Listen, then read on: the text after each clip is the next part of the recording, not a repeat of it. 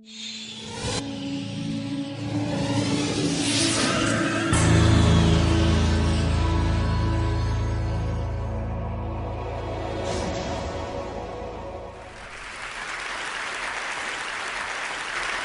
few years ago, I felt like I was stuck in a rut.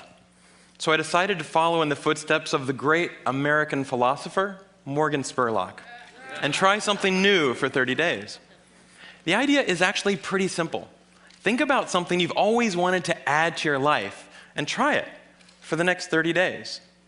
It turns out 30 days is just about the right amount of time to add a new habit or subtract a habit, like watching the news, from your life. There's a few things that I learned while doing these 30-day challenges. The first was, instead of the months flying by forgotten, the time was much more memorable.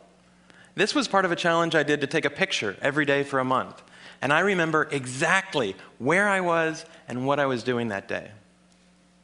I also noticed that as I started to do more and harder 30-day challenges, my self-confidence grew. I went from desk-dwelling computer nerd to the kind of guy who bikes to work for fun.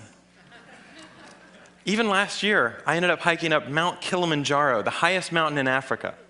I would never have been that adventurous before I started my 30-day challenges. I also figured out that if you really want something badly enough, you can do anything for 30 days. Have you ever wanted to write a novel?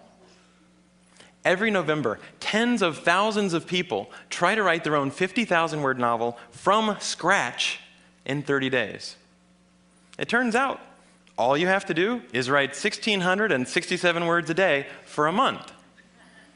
So I did. By the way, the secret is not to go to sleep until you've written your words for the day. You might be sleep deprived, but you'll finish your novel. Now, is my book the next great American novel? No, I wrote it in a month. It's awful. But for the rest of my life, if I meet John Hodgman at a TED party, I don't have to say, I'm a computer scientist.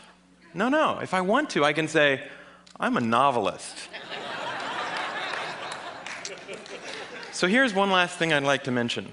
I learned that when I made small, sustainable changes, things I could keep doing, they were more likely to stick.